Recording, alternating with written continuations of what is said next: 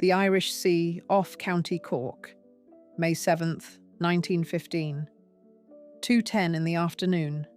A single torpedo from German submarine U-20 strikes the Cunard liner Lusitania on her starboard side. Within seconds, the great ship begins to list. Passengers pour onto the tilting decks. Children scream. Lifeboats swing uselessly on their davits as the angle grows too steep to launch them. In the chaos, one man moves with strange calm. He is 37 years old.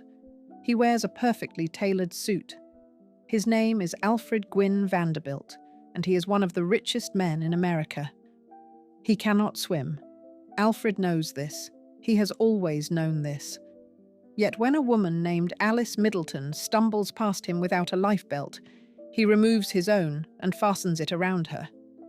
She is a stranger, a second-class passenger. She does not know his name. He finds his valet, Ronald Denier. "Find all the kiddies you can, boy," he says. Together, they tie life jackets around babies too small to wear them properly. They carry children toward the boats. They work until the deck disappears beneath the Atlantic. 18 minutes after the torpedo hit, Lusitania is gone. 1,198 people die. Alfred Gwynne Vanderbilt's body is never found. This is the story of how America's most notorious playboy became its most unexpected hero. Chapter 1. The Man Who Couldn't Swim. The Lusitania had sailed from New York 6 days earlier, bound for Liverpool. Alfred had booked passage despite explicit warnings. That very morning, the German embassy had placed advertisements in 50 American newspapers. The notices appeared directly beside the Cunard sailing schedule, cautioning travellers that vessels flying the British flag were liable to destruction in the waters around the British Isles. The message could not have been clearer. Alfred read it. He boarded anyway. Some passengers cancelled their tickets. Others transferred to neutral ships. Alfred Gwynne Vanderbilt walked up the gangway carrying a single piece of hand luggage, accompanied by his valet. When a reporter asked if he feared the German threat, he reportedly smiled and kept walking. Why would a man worth tens of millions of dollars ignore such a warning? Why would a father of 2 young sons cross a war zone for a meeting about horse breeding? Why would someone who had never learned to swim book passage on a vessel that Germany had publicly promised to sink? The answer lies in who Alfred Gwynne Vanderbilt truly was. Not the tabloid caricature, the reckless heir, the scandalous divorcee, the man whose romantic entanglements had ended in tragedy more than once, but the complicated human being beneath the headlines, a man who had spent his entire life being underestimated, even by himself. He was born into the most famous fortune in America. His great-grandfather, the old Commodore, had built an empire from nothing. Ferry boats, then steamships, then railroads, then more money than any American had ever accumulated. When Cornelius Vanderbilt died in 1877, the same year Alfred was born, he left behind roughly $100 million. It was the largest estate ever probated in American history. By the time Alfred came into the world, the Vanderbilts occupied a position in American society that no family had held before. They owned the largest private residence on Fifth Avenue in New York, a triple palace that consumed an entire city block. They owned the Breakers in Newport, a 70-room Italian Renaissance mansion overlooking the Atlantic. They controlled vast stretches of the nation's railroad network. Their name had become synonymous with wealth itself. Alfred was the 3rd son of Cornelius Vanderbilt II and Alice Gwynne Vanderbilt. In the rigid hierarchy of Gilded Age inheritance, this position meant something very specific. His eldest brother, William, was the designated heir, groomed from childhood to take control of the family interests. His second brother, Cornelius III, stood ready as the backup, trained in business and finance. Alfred could expect a comfortable trust fund and a life of pleasant irrelevance. This was not a tragedy. For many young men of his class, it was a gift. The spare heirs of great fortunes lived remarkably well. They received generous allowances that most Americans could not imagine. They traveled freely. They pursued sports and hobbies without the burden of managing railroads or answering to shareholders. They married whomever they pleased, more or less. They attended the parties without organizing them. They enjoyed the wealth without bearing its responsibilities. Alfred seemed suited to this life. He was handsome, athletic, and charming. He loved horses and dogs. He had no particular interest in balance sheets or board meetings. At St. Paul's School in New Hampshire, he was remembered for his easy manner rather than his academic achievements. At Yale, he joined Skull and Bones and made friends who would remain loyal for life. He seemed destined for the comfortable obscurity of a well-funded gentleman. Then everything changed. His brother William contracted typhoid fever during a visit to Yale and died in 1892. He was 21 years old. The family was devastated. Alfred was 15, suddenly elevated from third in line to second. 4 years later, his brother Cornelius fell in love with a woman named Grace Wilson. She was beautiful, accomplished, and socially ambitious. The Vanderbilts considered her unsuitable. When Cornelius announced his intention to marry her anyway, his father reacted with fury.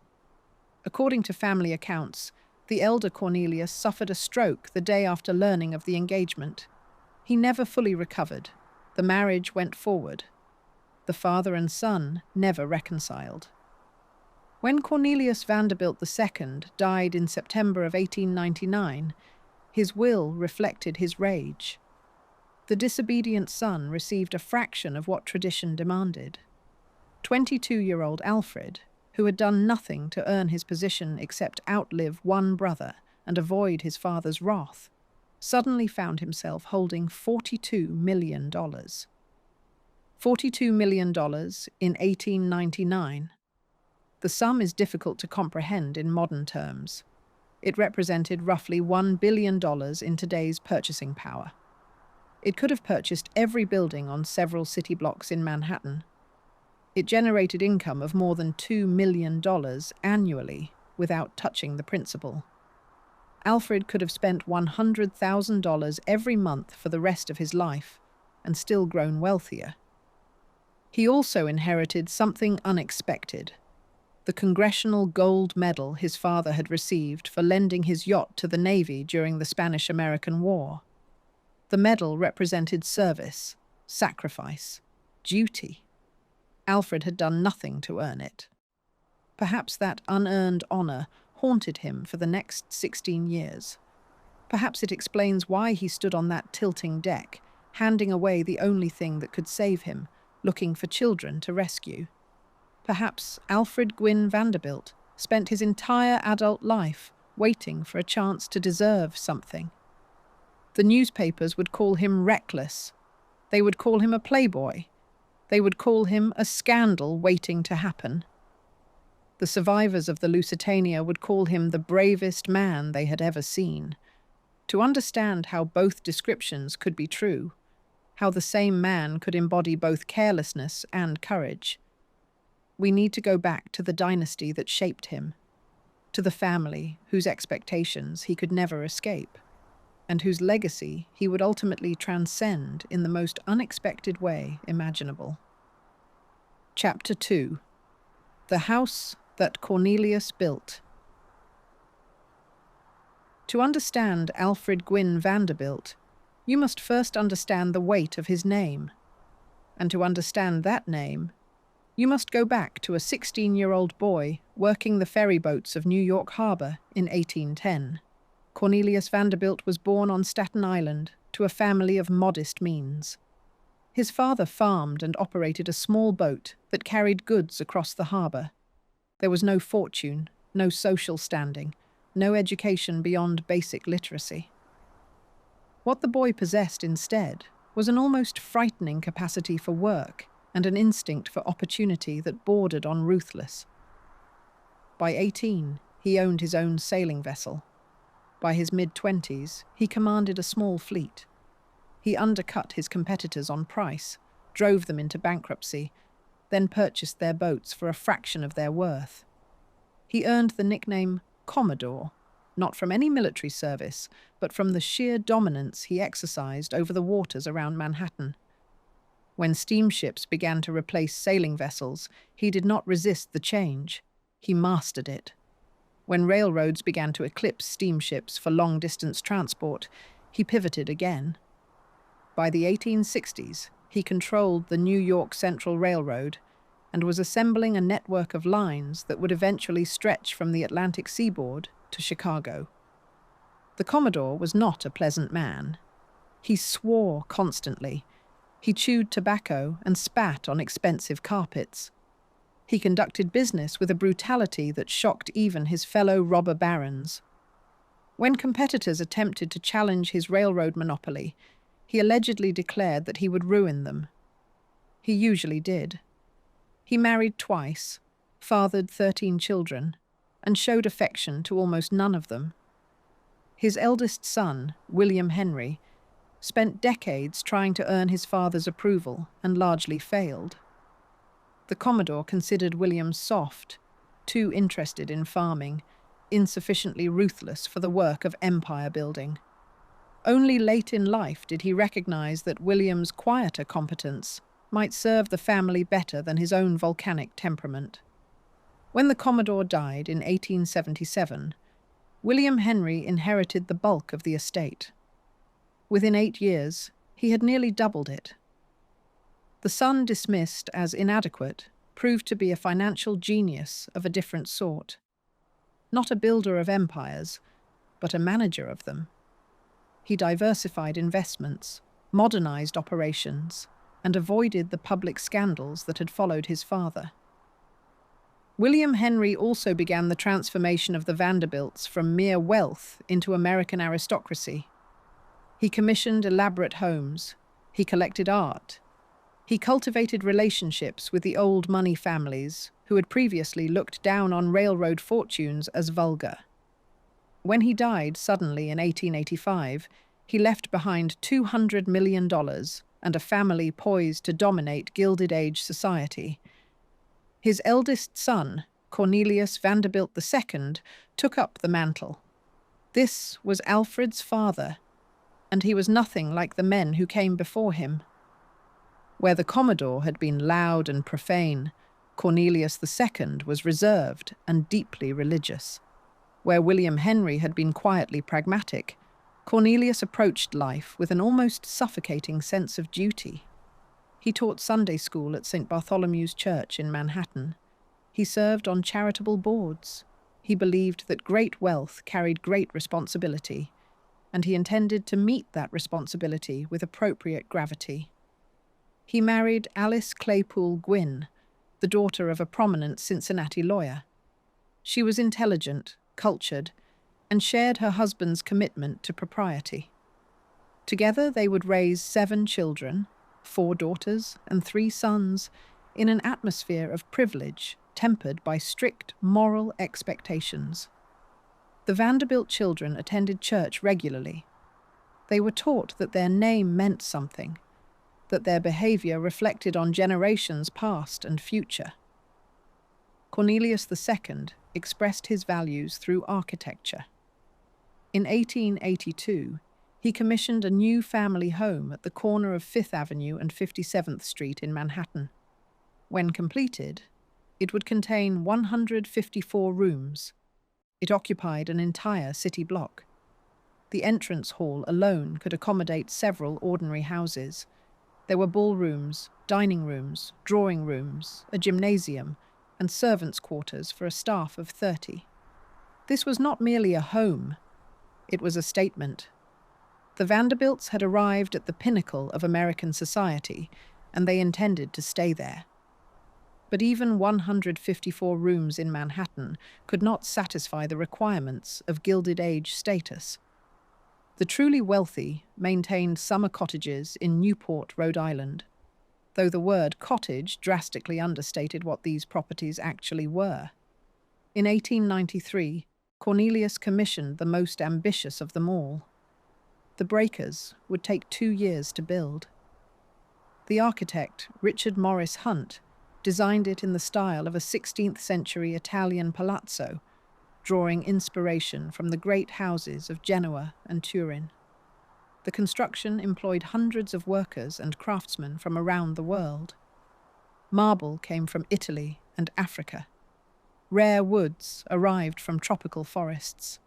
A team of Parisian decorators spent months painting ceilings and gilding surfaces.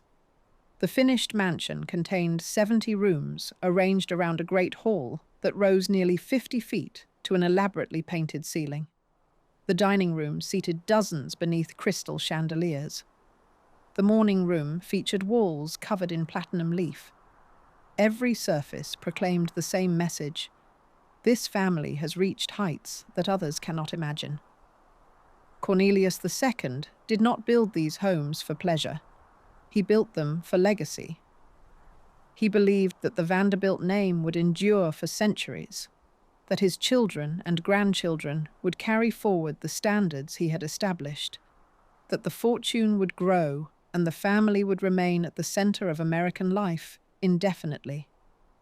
He was catastrophically wrong. The dynasty he constructed with such care would begin to crumble within his own lifetime. His children would die young, defy his wishes, and squander inheritances that should have lasted generations. The great mansions would become museums or parking lots. The fortune of $200 million would virtually disappear within 50 years of his death. But Cornelius could not see any of this in 1895, when he posed for photographs in his Newport cottage, surrounded by his wife and children, master of all he surveyed. He saw only the empire he had inherited and expanded. He saw only the future he had planned. Among the children in those photographs was an 18-year-old boy with an easy smile and no particular ambitions. Alfred Gwynne Vanderbilt was handsome, charming, and thoroughly unremarkable. His father had plans for him, modest plans, appropriate for a third son, a generous trust fund, perhaps some involvement in family philanthropy, a suitable marriage to a suitable woman. None of those plans would survive the next 4 years. Chapter 3. The Spare Heir. Before Alfred was born, there was another Alice. Alice Gwynne Vanderbilt arrived in 1869, the first daughter of Cornelius and Alice.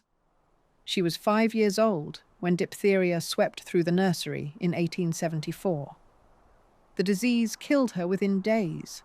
Her mother never fully recovered from the loss. For the rest of her life, Alice Gwynne Vanderbilt would carry a grief that colored everything she did as a parent, a desperate need to protect her remaining children from a world that could take them without warning. 3 years after little Alice died, Alfred Gwynne Vanderbilt was born. He arrived on October 3rd, 1877, the 6th of 7 children. His brother William was already 9 years old and clearly marked as the heir. His brother Cornelius III was 4 and positioned as the spare. Alfred came into the world with no particular destiny awaiting him. This was, in many ways, a fortunate position. The Vanderbilt children grew up in extraordinary circumstances, surrounded by servants and tutors and every material comfort imaginable. But the eldest sons bore expectations that younger children escaped. William spent his adolescence learning about railroads and finance, preparing for responsibilities that would define his entire adult life. Cornelius studied business with similar intensity. Alfred was permitted to simply exist. He grew up in the shadow of the great Fifth Avenue mansion, a child wandering through rooms larger than most people's homes. He played in the gymnasium. He explored the servants' passages. He developed a love of animals that would stay with him forever. dogs especially, but also horses, which he encountered at the family's country properties. The stables fascinated him in ways that ledgers and stock certificates never would. His mother doted on him. After losing one child, Alice Gwynne Vanderbilt held the others close. She worried constantly about illness, about accidents, about the countless ways that wealth could not protect a family from tragedy. Her anxiety expressed itself in rules and restrictions. The children were watched carefully. Their activities were monitored. Their health was guarded with an intensity that sometimes felt suffocating. Perhaps this explains why Alfred never learned to swim. It seems remarkable, given his family's resources. The Vanderbilts owned properties with access to beaches and lakes. They could have hired the finest swimming instructors in America. Yet Alfred reached adulthood without ever mastering the skill. Some biographers suggest he simply never bothered. Others point to his mother's protective nature, her fear of water, of accidents, of anything that might threaten her children. Whatever the reason, Alfred Gwynne Vanderbilt grew into a man who would happily drive a 4-horse coach at dangerous speeds, but could not keep himself afloat in calm water. He was not a serious student. The preparatory school in New Hampshire demanded discipline and academic rigor. Alfred offered neither. He made friends effortlessly. He participated in athletics without excelling at any particular sport. His teachers noted his pleasant disposition and his utter disinterest in scholarly pursuits. He was the kind of student who survived on personal magnetism rather than effort. His father observed this with a mixture of tolerance and disappointment. Cornelius II valued discipline, achievement, moral seriousness. Alfred possessed none of these qualities in obvious abundance. But third sons were allowed certain freedoms. As long as Alfred avoided scandal and maintained basic decency, his father could accept that the boy would never amount to much in the traditional Vanderbilt sense. Then William got sick. The eldest brother had followed the expected path: prep school, university, preparation for his role as family patriarch. He was everything Alfred was not: studious, responsible, keenly aware of his obligations. In the summer of 1892, illness struck without warning. The disease progressed with terrible speed. Within weeks, the heir to the Vanderbilt fortune was gone. The family was shattered. Cornelius II retreated into grief and religious contemplation. Alice Gwynne Vanderbilt saw her worst fears confirmed. No amount of money could keep death away from her children. The surviving siblings struggled to comprehend how their invincible family could suffer such a loss. For 15-year-old Alfred, the tragedy carried an additional weight. He was no longer the carefree third son. He was now second in line, one heartbeat away from inheriting everything. His brother Cornelius III still stood ahead of him, but the family had just learned how quickly positions could change. Alfred returned to school that fall, carrying a burden he had never anticipated. He finished his preparatory education and enrolled at Yale, following the path his dead brother had walked. He made connections that would serve him throughout his life, but he never transformed into the serious young man his father might have hoped for. At Yale, Alfred discovered that his name opened every door. He was invited to the most exclusive gatherings, welcomed into circles that others spent years trying to penetrate, treated with deference by classmates who understood what the Vanderbilt name represented. He could have used this position to prepare himself for future responsibilities. Instead, he used it to enjoy himself thoroughly. He was tall and well-built, with dark hair and an open face that people instinctively trusted. Women found him appealing. Men found him good company. He dressed impeccably and spent money freely. When friends needed help, Alfred provided it without hesitation or expectation of repayment. This willingness to give, of his time, his resources, his attention, became one of his defining traits. He also discovered coaching. The sport of driving four-horse carriages at high speeds had become fashionable among wealthy young men, a throwback to an earlier era that appealed to romantics and thrill-seekers alike. Alfred took to it immediately. He loved the precision required, the communication between driver and horses, the rush of controlling so much power with only leather reins and spoken commands. He was not particularly skilled at business. He cared nothing for academics. But on a coach box, he was exceptional. His father watched these developments with growing concern. The boy showed no interest in the family enterprises. He seemed content to drift through life on his inheritance, pursuing pleasure rather than purpose. Cornelius II had built his entire existence around duty and responsibility. His third son appeared to reject both. But Cornelius still had Cornelius III. The second son remained in line ahead of Alfred, and he at least showed some aptitude for serious work. The old man could console himself that even if Alfred amounted to nothing, the family legacy would pass to more capable hands. Then Cornelius III fell in love with Grace Wilson, and everything changed again. Chapter 4. 42 million at 22. Grace Wilson was beautiful, ambitious, and entirely wrong for a Vanderbilt. She came from a respectable Southern family that had made money in banking and lost most of it after the Civil War. Her father had rebuilt a modest living in New York, enough to place his daughters on the fringes of high society, but not enough to secure them entry to its innermost circles. Grace and her sisters were known as the marrying Wilsons, young women who understood that their faces and figures were their primary assets, and who deployed both with strategic precision. Grace had already captured one wealthy husband, a young man named Carlin who died shortly after their engagement. She emerged from that near miss with her reputation intact and her ambitions sharpened. When she met Cornelius Vanderbilt III at a society gathering in the mid-1890s, she recognized opportunity immediately. Neely, as the family called him, was 23 years old and desperately in love. Grace was 27, worldly and determined. She understood exactly what marriage to a Vanderbilt heir would mean. Neely understood only that he had found the woman he wanted to spend his life with.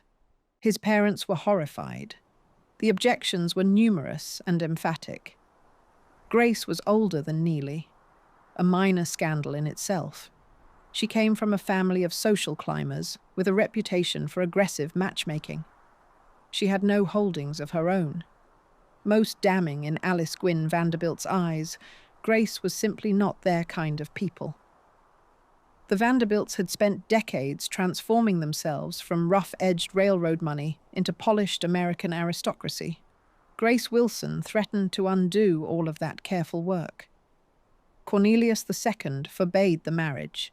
He made his position absolutely clear. If Neely proceeded with this engagement, he would face consequences. Neely proceeded anyway. The wedding took place in the summer of 1896, a small ceremony far from New York society's prying eyes. When Cornelius learned that his son had defied him, he collapsed. The stroke left him partially paralyzed and unable to speak clearly. For the remaining 3 years of his life, he never fully regained his health. Whether the stroke was directly caused by the news or merely coincided with it remains unclear. What is certain is that Cornelius II spent his final years as a diminished man, trapped in a body that no longer obeyed him, watching his carefully constructed plans fall apart. He had lost his eldest son to disease. Now his second son had betrayed him. Only Alfred remained. Charming, aimless Alfred, who had never shown the slightest interest in the responsibilities that would soon be his. The old man revised his will. The end came on September 12th, 1899. The document revealed the full extent of his rage. Neely, who should have received the bulk of the estate as the eldest surviving son, was granted a trust fund of $1 million.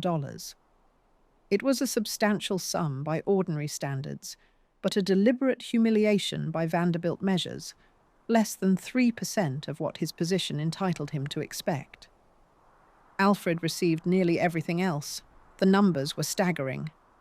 The bequest included cash, securities, real estate, and railroad stocks, totaling approximately $42 million.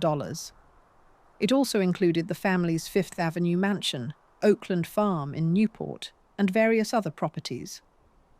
Alfred had just passed his 22nd birthday.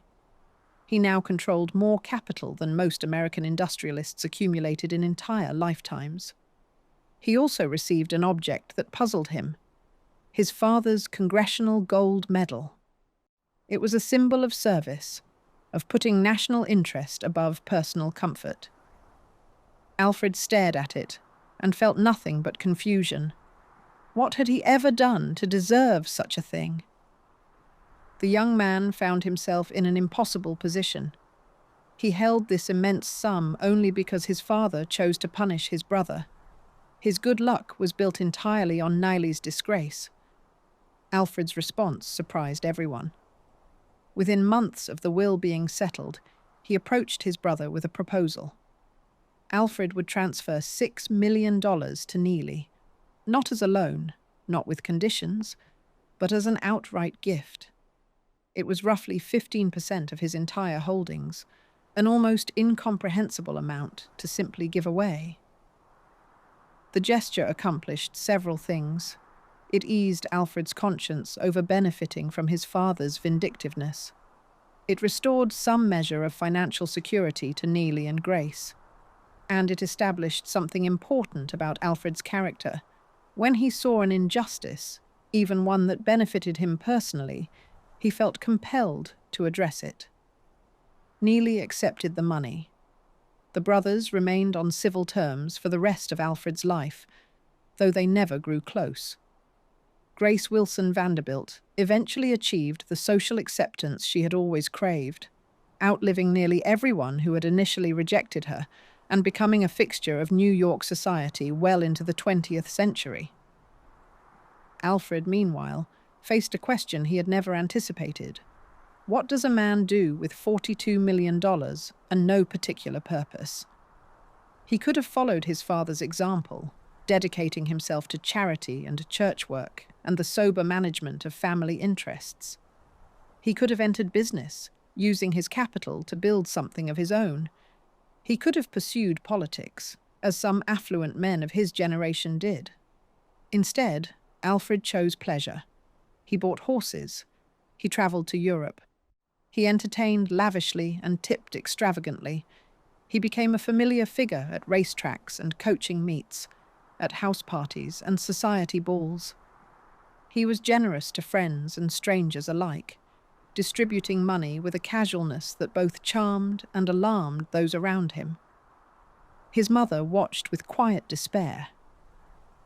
Alice Gwynne Vanderbilt had lost a daughter to disease, a son to disease, and now watched her remaining heir fritter away his days on amusements. She had hoped that the weight of responsibility might mature Alfred, might force him to become the serious man his father had wanted. Instead, it seemed to have liberated him entirely from any pretense of obligation. Alfred was 22, richer than almost anyone in America, and completely free. It was a dangerous combination. Within 2 years, he would be married. Within 8, he would be divorced in the most scandalous circumstances imaginable. Within 16, he would be dead. But in the autumn of 1899, none of that was visible. Alfred Gwynne Vanderbilt stood at the peak of American privilege, holding assets he had done nothing to earn, possessing a medal for service he had never rendered. The question of what he would do to deserve any of it had not yet occurred to him. Chapter 5. The Perfect Match. In January of 1901, Alfred Gwynne Vanderbilt did exactly what everyone expected him to do. He married well. Ellen Tuck French came from the right kind of family. Her father was a prominent New York lawyer with connections to the best circles. Her mother moved comfortably through society. Ellen herself, known to friends as Elsie, was pretty, well-bred, and possessed the quiet refinement that Alice Gwynne Vanderbilt had always hoped to find in a daughter-in-law. After the Grace Wilson disaster, the family desperately needed a respectable marriage. Elsie French delivered one. The courtship had been brief and proper. Alfred met Elsie at a society function in New York, and within months he had proposed. She accepted. No one was surprised. Alfred had just turned 23, heir to one of America's great fortunes, and considered the finest catch in New York society. Elsie was 22, beautiful in a delicate way, and eager to secure her position in the world. On paper, they were ideally matched. The wedding took place on January 11th at St. John's Church in Newport. It was a society event of the first order. Guests arrived from New York, Boston, and Philadelphia. The church overflowed with flowers. Elsie wore white satin and carried orchids. Alfred looked handsome and somewhat nervous.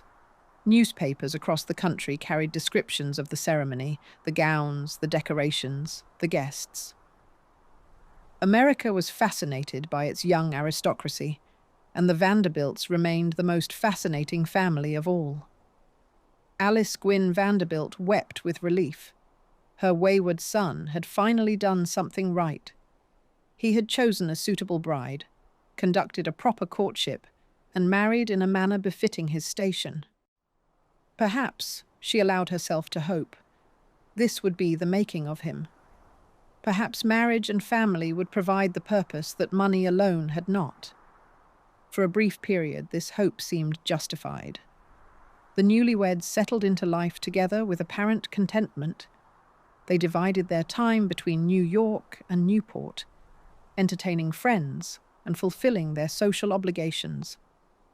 Alfred continued to spend freely, but now his expenditures included a wife who appreciated fine things. Elsie decorated their homes with taste and hosted dinners that drew favorable comment. They seemed happy. In November of 1901, their son arrived. William Henry Vanderbilt III entered the world carrying a name weighted with expectation. He was the heir to the heir, the continuation of everything the family had built across 4 generations. Alfred, who had never shown much interest in legacy or lineage, found himself moved by fatherhood in ways he had not anticipated. He doted on the infant. He posed for photographs with the baby in his arms. For a moment, it appeared that Alfred Gwynne Vanderbilt might settle into the role his family had always wanted for him. The moment did not last. Within a year of William's birth, Alfred had resumed his bachelor habits with barely concealed enthusiasm. He spent long periods away from home. He traveled to Europe with increasing frequency. He devoted himself to horses and coaching with an intensity that left little room for domestic life. Elsie found herself alone in their magnificent houses, caring for their son, waiting for a husband who seemed to prefer almost any company to hers. She had known when she married him that Alfred loved horses. She had not understood that he would love them more than her.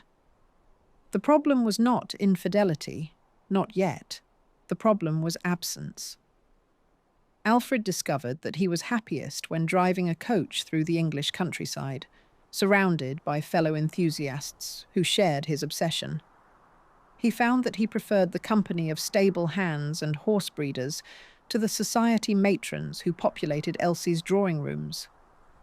He realized, perhaps for the first time, that he had married a woman he barely knew and did not particularly want to know better. Elsie watched her husband slip away by degrees. He was perfectly polite when present. He provided generously for her material needs. He showed genuine affection for their son. But he was rarely present, rarely engaged, rarely the partner she had imagined when she accepted his proposal. She had married brilliantly by every conventional measure and found herself essentially alone. By 1904, Alfred was spending months at a time in England. He had established himself in British coaching circles, earning respect for his skill and open-handedness. He maintained properties on both sides of the Atlantic. He sent money home regularly and visited when obligation demanded. But his heart was elsewhere, and everyone knew it. The English adored him in ways that American society never had. In New York, Alfred was merely another rich man's son, expected to behave with appropriate gravity and constantly measured against his father's stern example. In England, he was an exotic figure, a wealthy American who drove a four-in-hand with genuine skill, who tipped lavishly and never complained about the weather, who treated grooms and dukes with equal courtesy. The British appreciated his lack of pretension. They forgave his lack of purpose. Alfred flourished in this environment. He grew more confident, more comfortable in his own skin. He developed friendships that would last the rest of his life. He became, in England, the man he had always wanted to be, admired for something he had actually accomplished rather than merely inherited. Elsie remained in America with their son, increasingly bitter and increasingly isolated. She had done everything right. She had married appropriately, produced an heir, maintained their homes, upheld their social position, and her husband had simply left.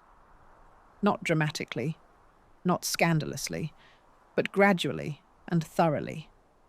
He had drifted across an ocean and shown no inclination to drift back. By 1906, their marriage existed in name only. They appeared together at required functions. They maintained the fiction of a happy union for the benefit of society columns and family reputation. But Elsie had stopped expecting Alfred to return to her in any meaningful way. She had stopped hoping that fatherhood or duty or simple affection might bring him home. She did not yet know about the woman who would finally end their marriage. That revelation was still 2 years away.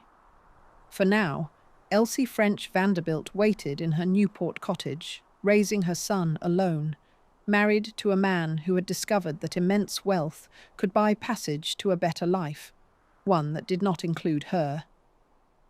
Chapter 6. The Venture. Oakland Farm sat on over 300 acres overlooking Narragansett Bay in Portsmouth, Rhode Island. Alfred had purchased the property shortly after his inheritance, drawn by its proximity to Newport society and its potential for expansion.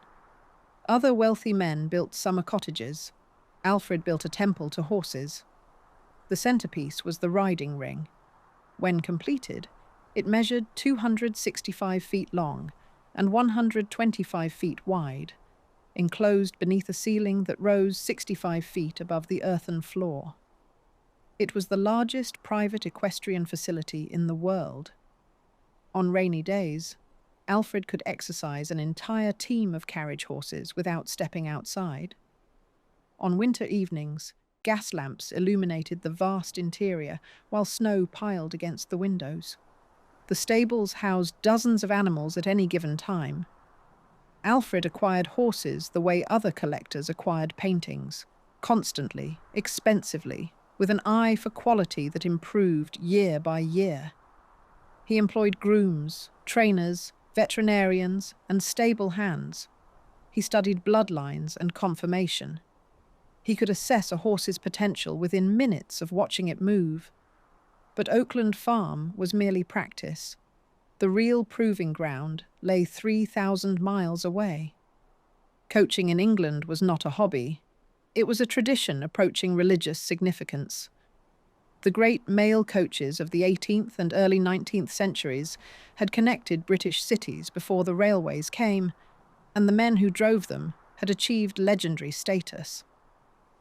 When the railroads rendered commercial coaching obsolete, Wealthy enthusiasts preserved the art form. They formed clubs. They maintained historic routes. They competed for the honour of driving the most prestigious runs. The London to Brighton Road held particular prestige. 52 miles of English highway, travelled by coaches since the Prince Regent had made Brighton fashionable more than a century earlier. The route passed through Surrey and Sussex, climbing hills and descending into valleys that tested both horses and drivers. To hold the reins on the Brighton Road was to participate in history. Alfred arrived in England as a student and departed as a master. He spent years preparing. He drove smaller routes first, learning the peculiarities of English roads and English horses and English weather. He studied under experienced coachmen who had devoted their lives to the sport. He absorbed their knowledge of timing, of pace, of the subtle adjustments required when ascending a steep grade or navigating a sharp turn. He learned to read road surfaces, to anticipate the behaviour of other vehicles, to manage 4 horses through crowded village streets without slowing down. In 1903, he commissioned his masterpiece. The venture was built by Brewster and Company of New York, the finest carriage makers in America. Alfred specified every detail.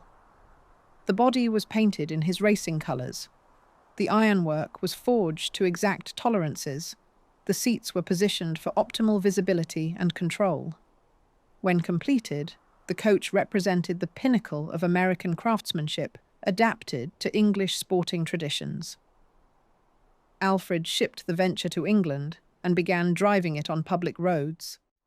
The sight of an American millionaire commanding a coach of such obvious quality attracted attention immediately. People lined the roadsides to watch him pass. Newspapers reported on his appearances. The British sporting press, initially sceptical of this wealthy foreigner, gradually acknowledged that Alfred Gwynne Vanderbilt could actually drive. By 1908, he had earned the ultimate honour, a regular position on the London to Brighton run. He drove the route with a guard named Godden, a professional coachman who had spent decades in service to the sport. Godden wore the traditional uniform, red coat with gold trim, the livery of the old mail coaches. He carried a horn that had sounded on English roads for more than a century, its brass surface worn smooth by generations of guards before him. When Alfred's coach approached a village, Godden would raise the horn to his lips and blow the signal that meant a coach was coming through.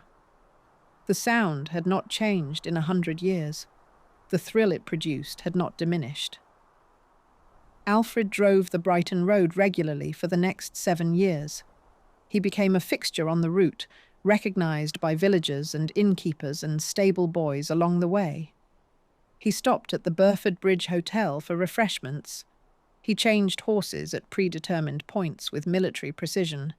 He maintained schedules that would have satisfied the most demanding male coach supervisor of the previous century. The British came to love him for this, not because he was rich — England had plenty of wealthy men — but because he took their traditions seriously. He did not approach coaching as a lark or a novelty. He approached it as a craft worthy of genuine dedication. He spent years learning what English coachmen learned. He submitted himself to their standards. He earned their respect through effort rather than purchasing it through wealth. This mattered more to Alfred than any society triumph ever could. In New York, he would always be Cornelius Vanderbilt's disappointing son, the heir who preferred horses to business, the man who failed to live up to his father's example. In England, on the Brighton Road, he was simply a fine coachman. His father's expectations did not exist here. His family's reputation carried no weight. The only thing that mattered was whether he could control 4 horses at speed over 52 miles of challenging terrain. He could. He did. He became one of the best amateur coachmen in England, recognised by professionals and enthusiasts alike. The venture itself became famous. After Alfred's death, it would eventually return to America and take its place in the carriage collection at the Breakers, the Newport mansion where Alfred had spent his childhood summers. Visitors today can still see it. The dark body, the careful ironwork, the seats where Alfred and Godden rode together through the English countryside that Alfred loved more than any place on earth. But that museum piece tells only part of the story. It cannot convey the sound of Godden's horn echoing across the Surrey hills. It cannot capture the faces of villagers gathered at crossroads to watch the American pass. It cannot explain why a man with unlimited resources found his greatest satisfaction in mastering something so utterly impractical. Alfred Gwynne Vanderbilt drove a coach because it was difficult, because it demanded excellence, because it connected him to something larger than his bank account. On the Brighton Road, handling the reins of the venture, he was finally the man he wanted to be. The British understood this. They would remember him for it long after his death. Chapter 7. Agnes. It began, as so many disasters do, with an act of heroism. Rotten Row runs along the southern edge of Hyde Park in London, a sandy bridle path where fashionable riders have exercised their horses since the 17th century. On a morning in 1906, Alfred was riding there when he noticed a woman in difficulty. Her horse had spooked at something and bolted. She clung to the saddle, unable to regain control, heading toward a fence she could not possibly clear. Alfred spurred his own mount forward and intercepted her. He grabbed her horse's bridle, brought the animal to a halt, and helped the shaken woman dismount. She thanked him breathlessly. He tipped his hat and introduced himself. Her name was Mary Agnes O'Brien Ruiz. She was married to a minor Cuban diplomat stationed in Washington. She was also one of the most striking women Alfred had ever encountered. Agnes came from modest origins in New York. Before her marriage, she had worked as a showgirl, a fact that polite society never forgot and never forgave. She had used her looks to escape that world, marrying a man who could provide respectability, if not great wealth. The marriage was unhappy. Her husband was frequently absent. Agnes found herself alone in London, far from the social circles that might have occupied her time, with nothing to do but ride in Hyde Park and wonder what her life might have been. Then Alfred Gwynne Vanderbilt rescued her from a runaway horse. Within weeks, they were seen together constantly. Alfred took her to dinners. He accompanied her to the theatre. He showered her with the attention and resources that a $40 million inheritance made possible. Agnes had endured years, married to a diplomat of limited means. Alfred offered her a glimpse of unlimited possibility. The affair was not discreet. Alfred appeared incapable of discretion, or perhaps simply indifferent to it. He had built a life in England precisely because it freed him from American scrutiny. He seems to have believed that the same distance would protect him now. He was catastrophically wrong. By early 1908, rumors had reached New York. Elsie French Vanderbilt, who had endured years of her husband's absences with quiet dignity, finally learned the specific reason for his extended stays in London: the woman from Rotten Row, the showgirl who had become her husband's constant companion. Elsie filed for divorce in April of 1908. The grounds were adultery. The specific allegation was devastating. Elsie's lawyers claimed that Alfred had conducted his affair with Agnes aboard his private railway car, the Wayfarer. The name would appear in headlines from New York to San Francisco. The car that had symbolized Vanderbilt privilege now symbolized Vanderbilt disgrace. Alfred did not contest the divorce. He could not. The evidence was overwhelming, and fighting would only prolong the scandal. He agreed to a settlement that reportedly cost him $10 million, nearly a quarter of his remaining fortune. Elsie received custody of their son William and returned to a life of respectable solitude. She never remarried. The divorce finalized everything that had been building for years. Alfred's reputation as a playboy, a wastrel, a man who could not be trusted with responsibility, all of it now seemed confirmed. The press had a field day. Editorial writers clucked about the moral failures of inherited wealth. Ministers cited the Vanderbilt divorce as evidence of spiritual decay among the upper classes. Alfred retreated to England, where the scandal mattered less and his coaching friends remained loyal. Agnes, meanwhile, faced consequences of her own. Her husband divorced her as well, citing the same affair that had ended the Vanderbilt marriage. She was now a woman twice ruined, first by her showgirl past, then by her public role in destroying one of America's most prominent marriages. Society doors that had begun to open for her slammed shut permanently. The diplomatic circles where she had hoped to build a life wanted nothing to do with her. She had gambled everything on Alfred Gwynne Vanderbilt. She had assumed that once he was free, he would marry her. He did not. Alfred returned to England. He resumed his coaching. He continued to live extravagantly and entertain lavishly. But he did not propose to Agnes. He did not install her in one of his properties. He did not, as far as the historical record shows, maintain any significant relationship with her after the divorce was final. Whether he lost interest or simply recognized the impossibility of the match remains unclear. A marriage to Agnes would have compounded every scandal. His mother would never have accepted it. Society would have treated them as pariahs. Perhaps Alfred calculated these costs and decided they were too high. Perhaps he simply moved on, as he had moved on from Elsie, as he proved capable of moving on from anyone. Agnes found herself alone. The man she had sacrificed everything for had discarded her. The respectable life she had tried to build lay in ruins. Her looks, which had been her only real asset, began to fade. The years passed, and her options narrowed, and the despair that had always lurked beneath her ambition began to surface.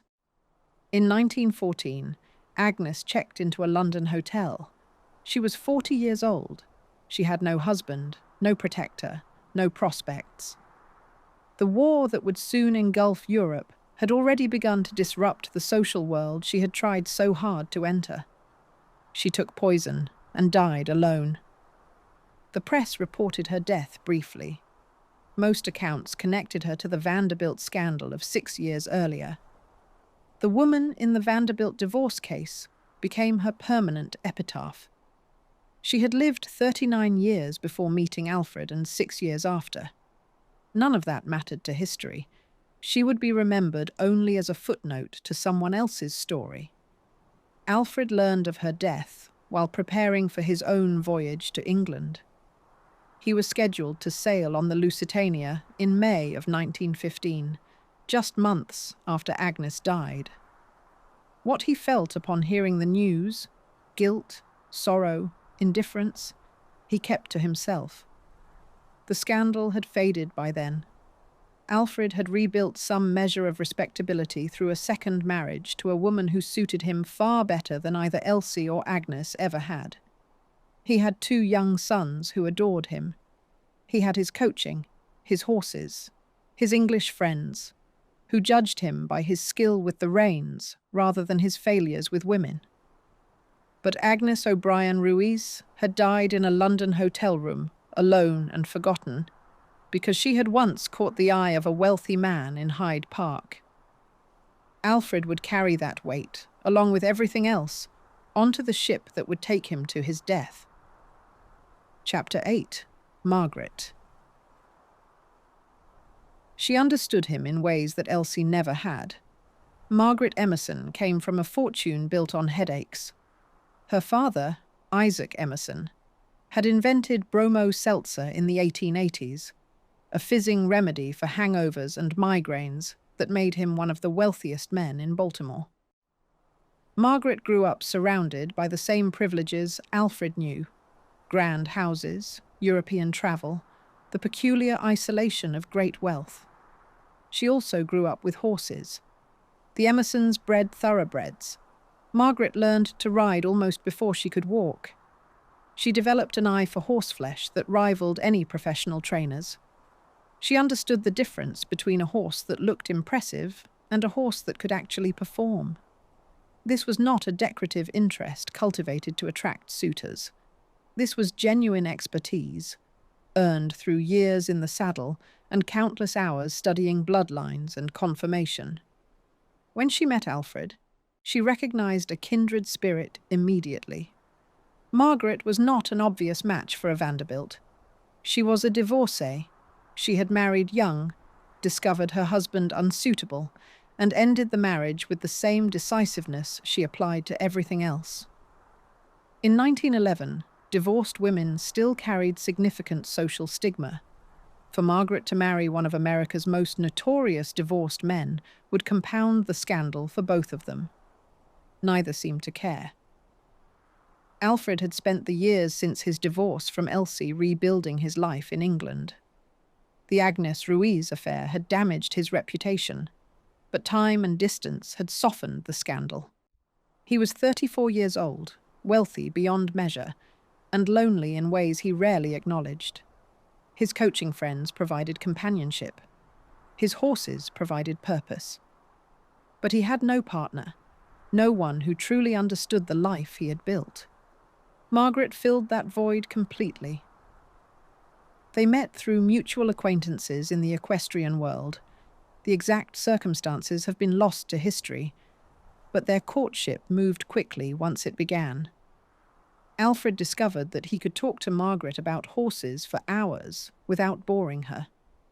She offered opinions he respected. She challenged his judgments. She treated him as an equal in the one arena where he had genuine expertise. This was new. Elsie had tolerated his equestrian obsession without sharing it. Agnes had feigned interest to maintain his attention. Margaret actually cared about the same things Alfred cared about. For the first time in his romantic life, he had found someone who wanted him for reasons beyond his money. They married on December 17th, 1911, in a quiet London ceremony. There were no society reporters, no elaborate Newport spectacle, no crowds of curious onlookers. Just Alfred and Margaret and the witnesses required by law.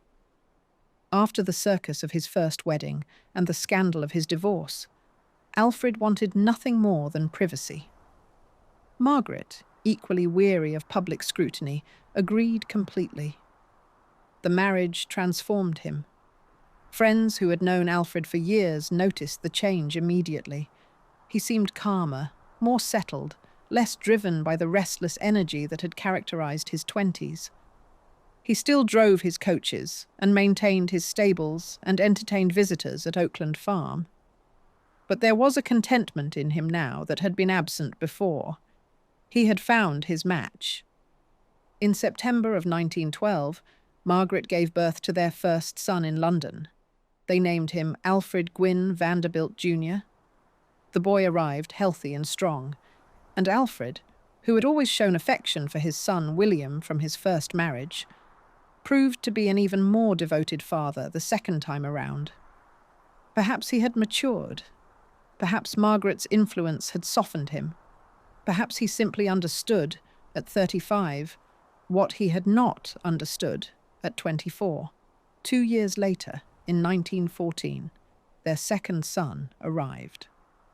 George Washington Vanderbilt III, named for Alfred's uncle, the builder of Biltmore Estate, completed their family. Alfred now had 3 sons, William from Elsie, and Alfred Jr. and George from Margaret. The dynasty his father had worried so much about was secure. The war changed everything. When fighting erupted across Europe in August of 1914, Alfred watched with growing concern. England, the country he loved almost as much as America, was suddenly at war with Germany. His British friends were enlisting or volunteering for service. The coaching routes he had driven for years were disrupted by military traffic. The world he had built was under threat. Alfred was too old for combat, 37 when the war began, and his lack of military training made him unsuitable for most service roles. But he could not simply stand aside while his adopted country fought for survival. He began exploring ways to contribute. By early 1915, he had settled on a plan. He would volunteer as an ambulance driver for the Red Cross. His expertise with horses and vehicles would translate well to the work. He could serve without pretending to be a soldier. He could do something useful with the skills he had spent decades developing. Margaret supported the decision completely. She understood that Alfred needed to feel useful, needed to contribute something beyond money to a cause larger than himself. The man who had drifted through his 20s searching for purpose had finally found it, not in business or society, but in service. First, however, Alfred had obligations to fulfill.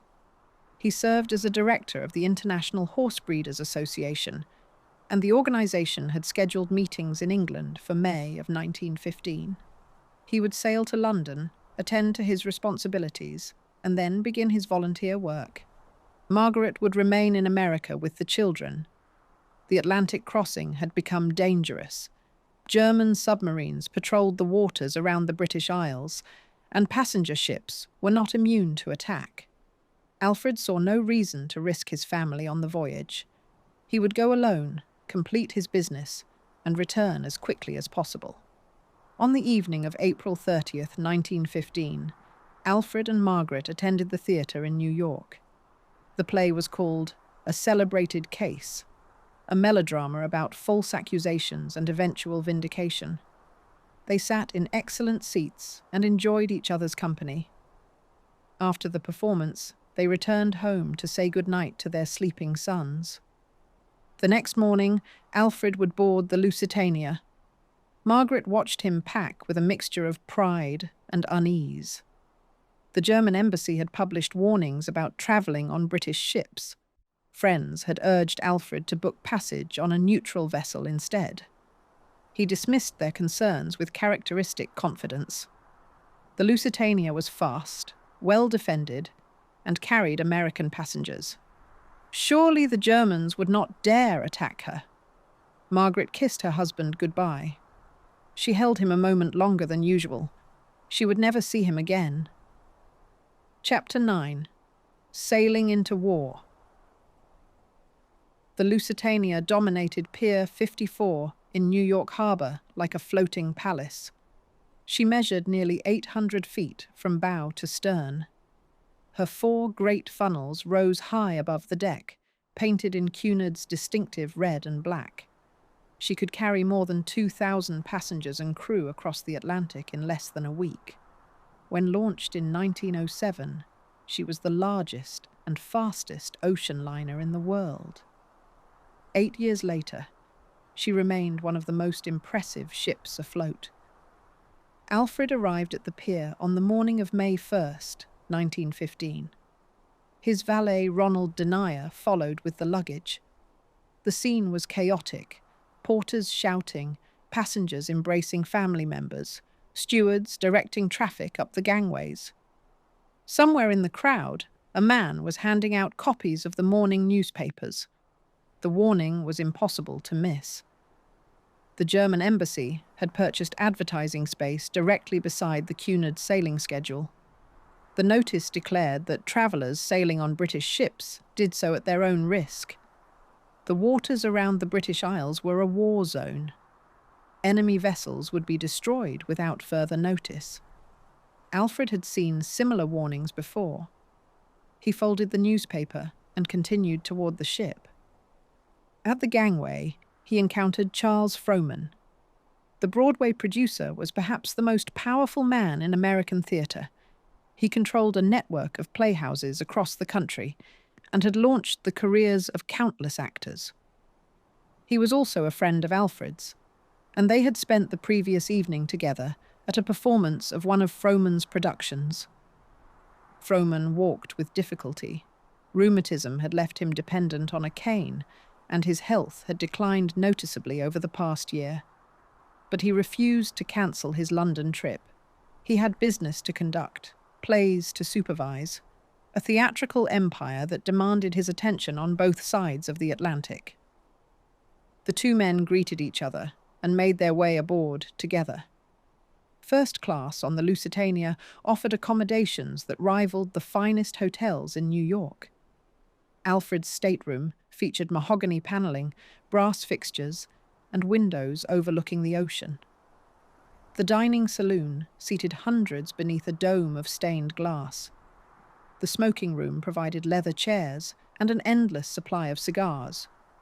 For passengers wealthy enough to afford the best cabins, the voyage promised to be more luxury cruise than wartime crossing. But the war was never entirely absent. Passengers noticed that the ship sat lower in the water than expected. Rumours circulated that the cargo holds contained something heavier than the manifest indicated. Some whispered about munitions bound for the British war effort.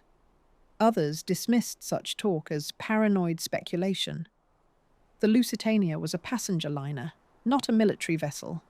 Surely Cunard would not endanger its customers by carrying contraband. The ship sailed at noon. Alfred stood on deck and watched Manhattan recede into the distance. The Statue of Liberty passed to starboard. The harbour narrowed, then opened onto the grey expanse of the Atlantic. For the next 5 days, life aboard the Lusitania settled into comfortable routine. Passengers took meals together in the Grand Saloon. They strolled the promenade deck. They played cards in the smoking room and attended concerts in the lounge. The ship's orchestra performed nightly. Stewards circulated with drinks and canapes. Alfred spent much of the voyage in Frohman's company. The producer held court in the first-class lounge, entertaining fellow passengers with theatrical anecdotes and industry gossip. He was charming, despite his obvious physical discomfort, maintaining the energy that had made him the dominant force in American theatre for 2 decades. They discussed the war constantly. Everyone did. The passenger list included journalists, businessmen, diplomats, and socialites, people with connections and opinions and anxieties about the conflict engulfing Europe. Germany had proven ruthless in its submarine campaign. Ships had been sunk without warning. The rules of civilized warfare seemed to be collapsing. Yet the Lusitania pressed on at nearly 25 knots, confident in her speed. Submarines were slow. They could barely manage 10 knots on the surface, and even less submerged. A fast liner could simply outrun any threat. This was the calculation that Cunard had made, and it was the calculation that passengers like Alfred accepted when they booked their tickets. By May 6th, the Irish coast was approaching. The ship would reach Liverpool the following afternoon. Passengers began packing their belongings and making arrangements for their onward journeys.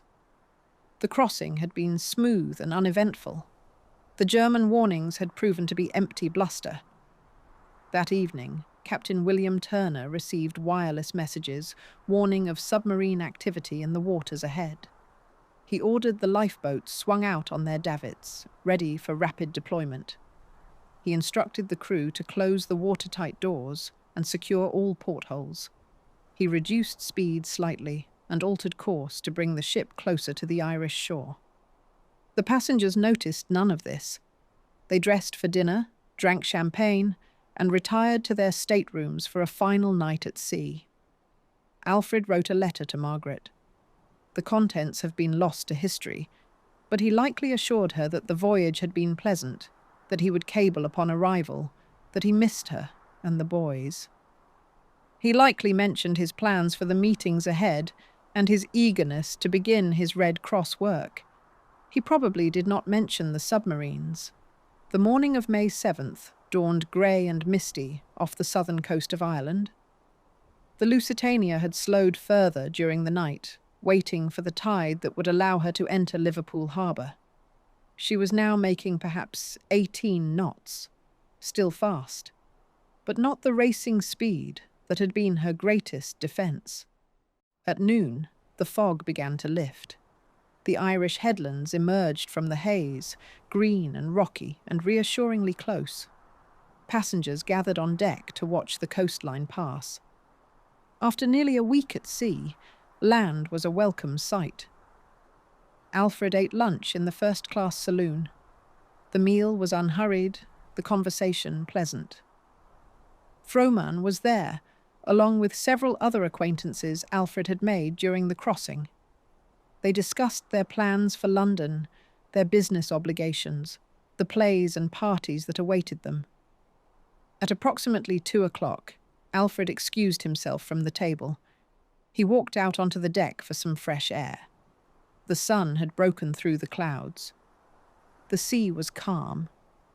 The old head of Kinsale was visible off the starboard bow, a familiar landmark for ships approaching the British Isles. 10 miles away, beneath the surface of the Irish Sea, Kapitän-Leutnant Walter Schwieger of the German submarine U-20 raised his periscope. He saw the Lusitania clearly against the afternoon sky, her 4 funnels, her massive hull, her British flag. He ordered his crew to prepare a torpedo. At 10 minutes past 2, he gave the command to fire.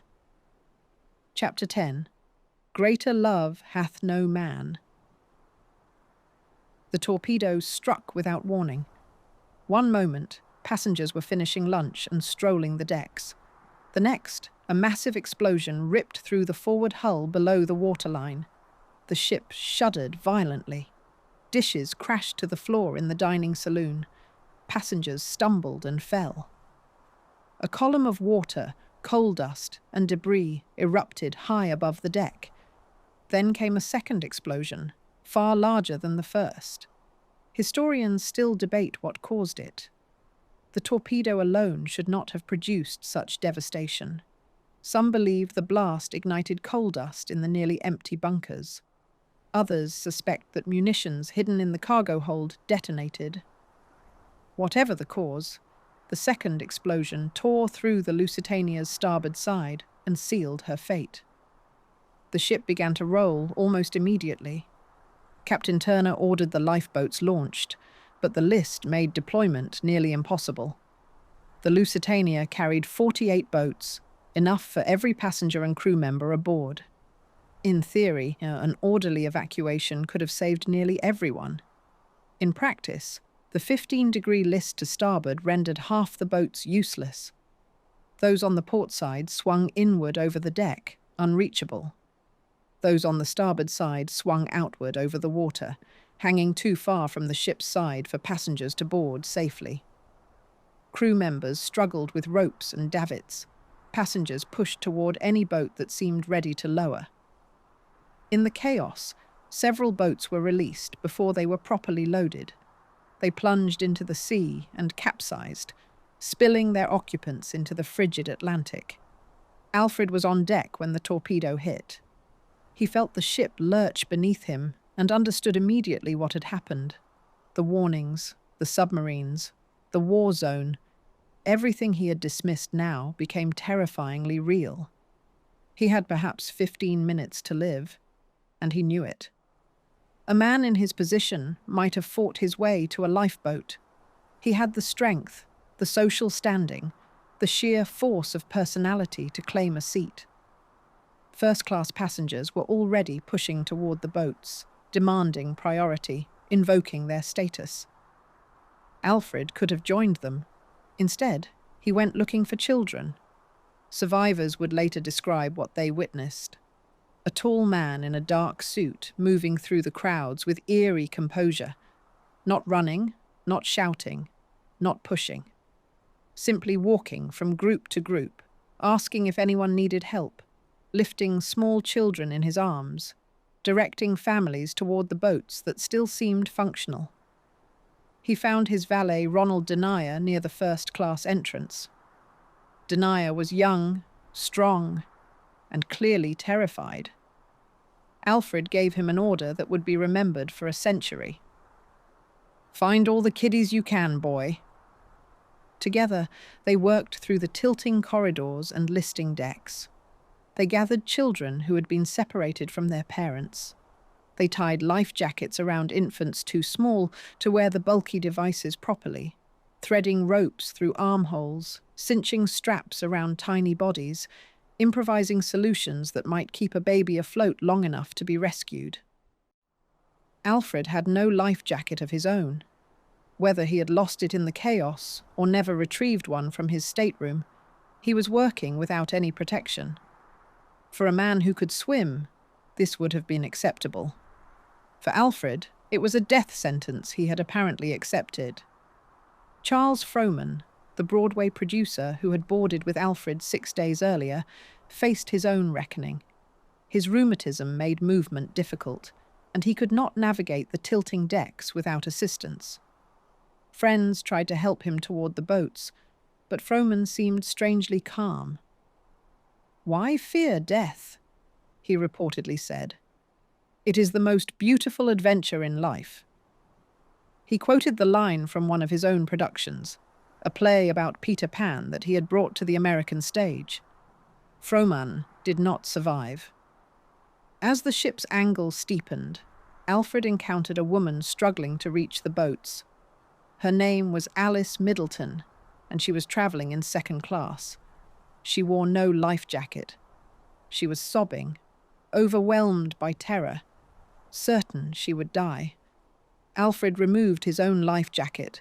Though he had none, survivors later clarified that he had obtained one specifically to give away, and fastened it around her. She protested. He insisted. She did not know his name. She did not know that the man securing the straps around her chest was one of the wealthiest people in America. She knew only that a stranger was giving her the one thing that might save her life.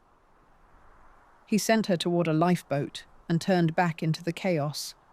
The Lusitania was sinking fast now. The bow had disappeared beneath the waves, and the stern was rising out of the water. Passengers clung to railings, to deck chairs, to anything that might keep them above the surface for a few more seconds. The screaming was continuous. Alfred continued working until there was no more deck to stand on. Witnesses who survived reported seeing him in the final moments. He was not panicking. He was not praying. He appeared, one survivor said, as calm as a man waiting for a train. He had done what he could. He had given away his only protection. He had helped every child within reach. Now the ocean was coming for him, and there was nothing left to do but meet it. The Lusitania disappeared beneath the Atlantic at approximately 2:28 in the afternoon, barely 18 minutes after the torpedo struck. The suction of her sinking pulled hundreds of passengers underwater. Bodies, wreckage, and desperate survivors covered the surface for miles. Rescue ships arrived within hours. They pulled the living from the water and collected the dead. The final count would take days to compile. 1,198 passengers and crew had perished, including 128 Americans. It was the deadliest submarine attack of the war and one of the worst maritime disasters in history. Ronald Denier survived. He had followed Alfred's instructions, helping children until the very end, then somehow made it into the water and stayed afloat until rescue came. He would spend the rest of his life telling the story of what Alfred Gwynne Vanderbilt had done in those final minutes. Alice Middleton survived. The life jacket that a stranger had fastened around her kept her head above water until a rescue boat found her. She would not learn until years later who had saved her life. Charles Frohman did not survive. His body was recovered and returned to New York, where the theatre world mourned one of its greatest figures. Alfred Gwynne Vanderbilt did not survive. His body was never found. The man who could not swim had given away his only chance at flotation and vanished into the Irish Sea. He was 37 years old. Chapter 11. A Gallant Gentleman. The telegram arrived at the Vanderbilt home on the afternoon of May 7th. Margaret had been following the news all day. Reports from Ireland were fragmentary and contradictory. A ship had been torpedoed. Survivors were being pulled from the water. The death toll was still unknown. She waited by the telephone, hoping for word that Alfred had made it into a lifeboat, that he was safe in some Irish hospital, that the man who had kissed her goodbye a week earlier would somehow return. The telegram confirmed what she already feared. Alfred Gwynne Vanderbilt was among the missing. His body had not been recovered. Given the circumstances of the sinking, the speed of the descent, the temperature of the water, his inability to swim, there was no realistic hope that he had survived. Margaret was 31 years old. She had been married to Alfred for less than 4 years. Their sons were 2 years old and 8 months old.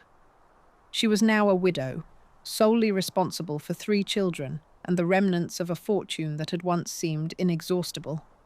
She did not collapse. She did not retreat from public life. She did what Vanderbilt women had always done. She endured. In the weeks that followed, stories began to emerge from survivors. Passengers who had seen Alfred working on the deck. Crew members who had watched him helping children. The valet denier who had followed his employer's final instruction until the ship disappeared beneath him. The accounts were consistent and remarkable. Alfred Gwynne Vanderbilt, the man the newspapers had called a playboy and a scandal, had spent his last minutes on Earth saving strangers. The British responded first. Alfred's coaching friends, the men who had ridden with him on the Brighton Road, who had admired his skill and welcomed his company, could not let his death pass without commemoration. They pooled their resources and commissioned a memorial stone to be erected along the route he had driven so many times.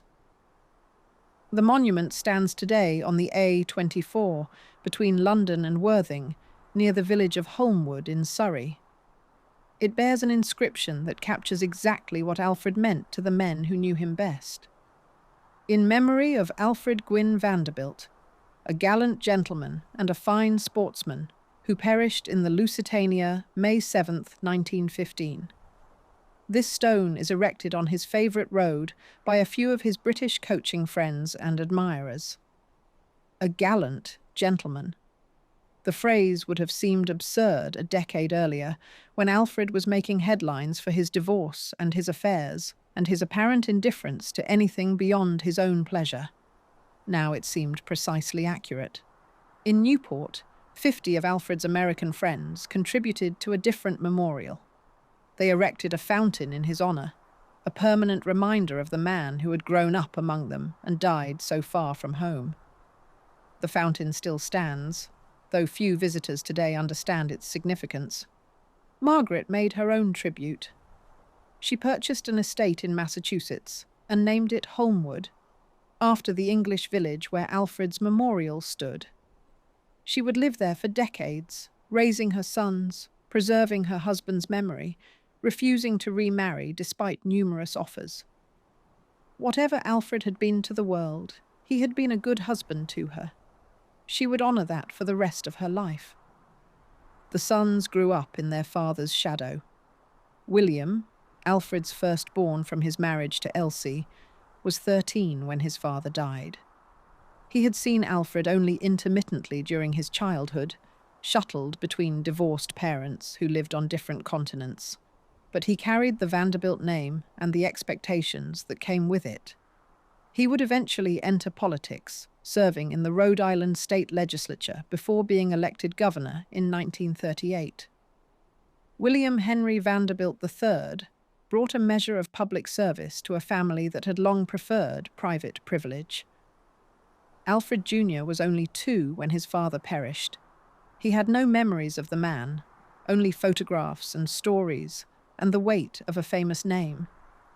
He served in the Navy during the Second World War, earning the Silver Star for gallantry in combat. After the war, he returned to the family passion, horses. He became a respected breeder and owner, continuing the equestrian tradition that had meant so much to his father. George, the youngest, was barely 8 months old when the Lusitania went down. He grew into a man of scientific curiosity rather than sporting ambition. He funded expeditions and supported research, using his inheritance to explore the natural world rather than the social one. He lived quietly, far from the headlines that had pursued his father. 3 sons, 3 different paths. None of them squandered their inheritance. None of them made the tabloids for scandal or disgrace. Whatever lessons Alfred's life had taught, his children seemed to have learned them. Alice Middleton lived for decades without knowing who had saved her. She remembered the sinking vividly, the terror, the chaos, the stranger who had fastened a life jacket around her and sent her toward the boats. She remembered his face, but not his name. She had been too frightened to ask, and he had disappeared before she could thank him properly. Sometime in the 1930s, nearly 20 years after the disaster, Alice encountered a man who had served as a steward on the Lusitania. They fell into conversation about that terrible day. The steward mentioned Alfred Gwynne Vanderbilt, the millionaire who had given away his life jacket despite being unable to swim. He showed her a photograph. Alice recognized him immediately. The stranger who had saved her life, whose calm voice and steady hands she had never forgotten, was one of the richest men who had ever lived. He had given her his only chance at survival without hesitation, without identifying himself, without expecting anything in return. She wept. The venture, Alfred's beloved coach, eventually made its way back to America. It crossed the Atlantic that Alfred himself could not cross again, and it came to rest at the Breakers in Newport, the mansion where Alfred had spent his childhood summers, where his father had built a monument to Vanderbilt ambition. Today, visitors can see it displayed among the artifacts of Gilded Age wealth, a beautifully crafted machine that once carried a man toward the only purpose he ever found. Alfred Gwynne Vanderbilt inherited a Congressional Gold Medal he had done nothing to earn. He spent years searching for something that might justify his existence, something beyond money, beyond pleasure, beyond the accident of his birth. He found it on a sinking ship in the Irish Sea, 18 minutes before his death. The newspapers had called him reckless. They had called him a playboy. They had called him everything except what he proved to be in those final moments: a gallant gentleman.